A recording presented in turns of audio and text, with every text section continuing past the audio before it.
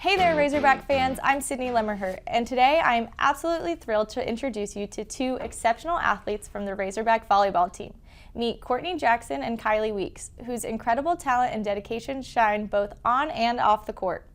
But before we dive into their stories, let's take a moment to give a shout out to our sponsor, the Everett Auto Group.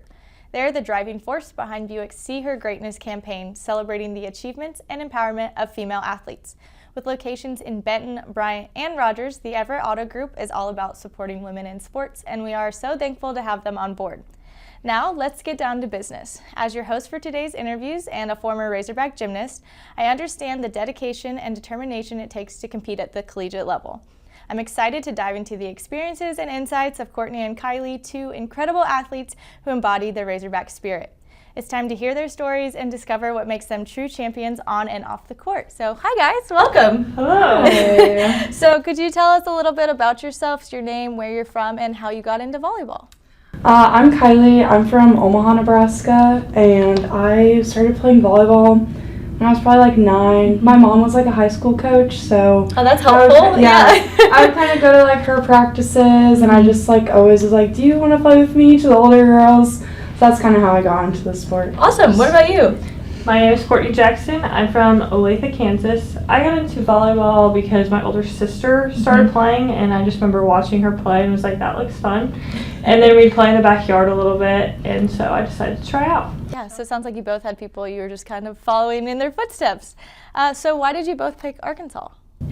A lot of reasons, but for sure, just like the family aspect of it. Everybody was so welcoming when I came to visit, and it just felt like home when I came on campus. Yeah. And I would say I went to a camp here, and so I got to interact with the coaches and like the players at the time, which was really cool. And then other people in my class, so that had already committed, so that was fun. And just felt very welcoming, and it was a beautiful campus, so it just felt like home. It's really fun to definitely meet the people in your class beforehand. I know me and my best friend, there was only 2 of us in our class, and we met on our visit, so we're like going on like 11 years of knowing each other, which is crazy, but just because of a camp and a visit.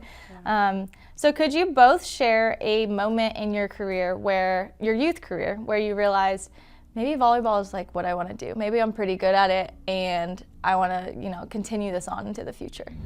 I played up for my first few years of club, and I think just like being able to like hang with those girls because like they were like starting to get looks and offers. I'm like, oh wow, like I played with these really amazing girls, like, and I'm having so much fun doing it. Like I think this is like what I want to do. Like hopefully in college, in high school and college, and and you're lucky enough to like have seen them go through the process and kind of know what to expect and not be thrown off guard, because the process is scary. The process is a long, weird process. It is. What about you?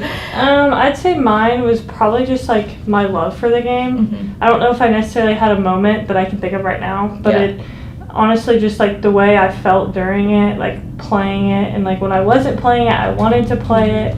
And just like how I enjoyed it so much. Yeah, that's an important thing to realize too. I know and I feel like it's a lot of female athletes, like we get burnout so easily because you dedicate so much of your time. You might have had to miss a prom or, miss a Friday night football game because you had a tournament that weekend. So realizing at an early age that you love it is definitely important in our world. What do you want young Razorback fans to really take away and remember about you as they aspire to be you? Because, one day, like you kind of mentioned, like you were those little kids looking up to the big girls, and now you are those girls that people look up to. I think just like you can do it. Like sometimes like I got told like, oh, you're too short, like whatever, things like that, and you're not. Like you're amazing. Just be confident, be brave, and shoot your shot. Yeah, don't let anyone tell you can't. Yep, exactly. Yeah. I would just say like make sure you enjoy it. Yeah. You play with like your best friends and everything, so it should be fun. And like I got told this year that it was like a wake up moment. It was just like there's a lot of stuff outside of volleyball, because I remember just like it's pretty hard on myself for a little bit, and just remembering there's more than volleyball, not like talking to yourself right, and not like thinking that it's the most important thing. And that's one thing I think, especially in the level that you guys were in and that we were all in when we were young, like are told you need to be so dedicated to your sport, and you kind of lose who you are outside of your sport. And even when I was done, I was like, what the heck else do I do with my life? What do I do now? But realizing that, you know, it's just a game, it's just a sport at the end of the day is super important. So this is kind of a fun question, but because you guys, your sport this year at Arkansas especially, like the success you guys had and the platform grew. Like your attendance was crazy. You got to go compete in literally like the mecca of volleyball this year. But with that comes some social media, obviously. So people are going to talk good and bad. How do you guys think that social media can be used to kind of bring more respect and positivity to the sport of volleyball? Yeah, it's hard. Yeah. I don't know. I guess like for women, just like making sure that we're, you know, lifting each other up because, you know, there's enough people hating and bringing us down. So just making sure that we're all like, yeah. Right. Right. Exactly. Sticking together. Yeah. And I think that's been my favorite thing to see with the social media as of lately too, especially women's basketball going on right now. You know, they wanted to put Angel and Caitlin against each other. And Angel came out and was like, yeah, I don't have friends on the court, but like I like her outside of it. So I don't know why we have to put greatness against each other. Yeah, I think just going off of that, just making sure we are lifting each other up, because like the people who have not been through what we're going through, like they don't really understand fully like what it's like to be a student athlete and all the time and dedication that does go into it. And just it is mentally like it's tough sometimes, and like having like the negative comments, it's like they have no idea like what we actually go through day by day. And it's hard because comparison kills joy. Basically, you want to compare and see what other girls are doing, and it's like, no, we can just all be great. It doesn't have to be one person versus another. So with that, you guys, like I said, you guys saw your program really grow this year, but you've also seen it not get as much attention as it definitely deserves. So what advice would you have for someone that's maybe at a team not at Arkansas, that's not getting the viewership or not getting the attendance or visibility? What advice would you have for them to kind of stay encouraged? I would say honestly, like, yeah, it's nice to have people come to your games, and it's nice to feel like people want to watch you.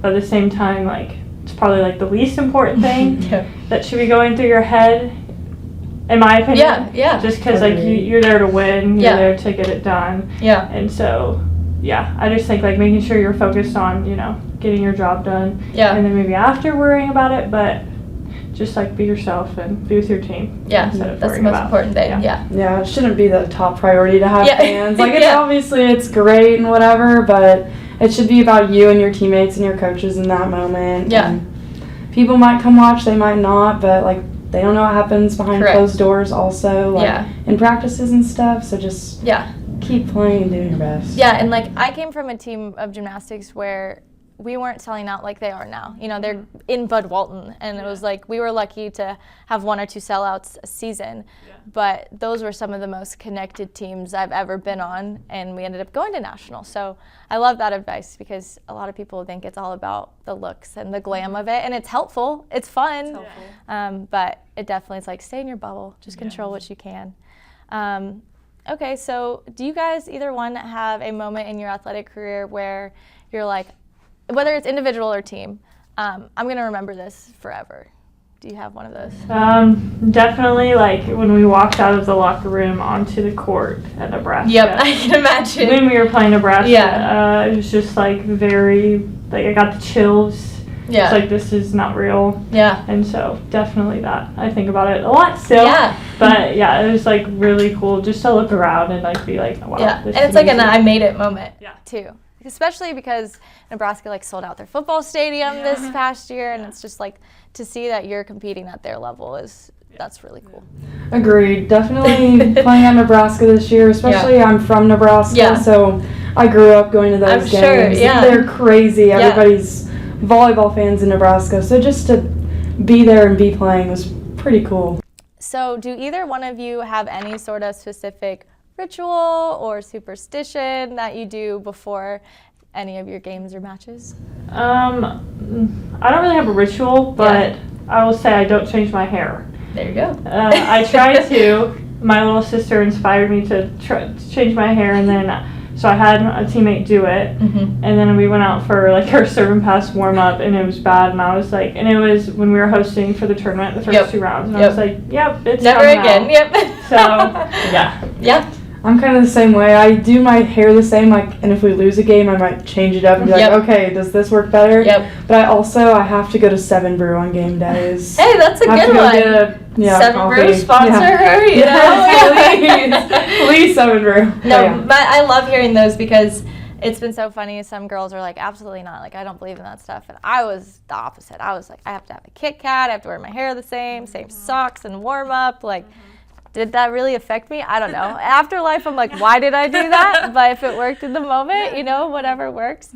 Who was the first female athlete, whether it's a volleyball player or not, that you remember looking up to, and why did you look up to them? For me, it was Jordan Larson. She is from Nebraska, and when I was like 4, I'm pretty sure, we went and watched the Final Four that she was playing in. Awesome. I was like, I really like that girl. So I just followed her career after that. I've gotten to meet her a couple times. That's cool. That's awesome. She's just a good person, good human being, amazing volleyball player, but still, like, she values family and all things outside of volleyball. Yeah, someone you want to model yourself after. Exactly. Yeah. I also played beach volleyball when I was younger too, and so I didn't really watch a whole lot of volleyball. Until I got here. And so I would say like, Carrie Walsh. Oh yeah. She's awesome. I mean, I watched her in the Olympics and everything, so I would just say her. Last question. How would you address any haters that you or your team might have and advocate for, greater respect for your sport? I definitely, like, we talk about it a lot in the gym, just like she said it. No one knows what goes on here, and no one knows how hard it is. And if they did, they probably wouldn't say anything. So just like making sure we're, encouraging each other and keeping us within the team. He says it, he says it specifically, but just keeping within and not, going outside the team and saying all this stuff. And encouraging each other. That's basically what I was going to say. Stay in the bubble. Usually the people who are judging or hating on us, it's an old man sitting on the couch, so it's like, can we really, we don't take it very seriously when they are judging us, but it's like, they just don't know what we go through. And if they did, they probably would not. They wouldn't say anything anyway. They'd have a profile picture and actually use their name too to say something about it. Well, awesome. Thank y'all so much. This is awesome. Yes, thank you. Of course. That is a wrap for today's episode. I want to extend a massive thank you to the phenomenal female athletes who joined us today. Your stories are the heart and soul of our podcast, and your greatness truly shines through with every word. I also want to express my gratitude to the Everett Auto Group for continuing to promote the See Her Greatness campaign. With locations in Benton, Bryant, and Rogers, they're not just in the business of selling cars, they're champions of celebrating female excellence in sports. To my listeners, I can't thank you enough for tuning in and being a part of this empowering journey. Remember, you can catch up on all of our episodes and stay connected with the latest from Everett's See Her Greatness campaign by following us on social media. Until next time, keep believing in your greatness, keep striving for your dreams, and keep celebrating the incredible achievements of women in sports. This is Sydney Lemmerhurt, signing off.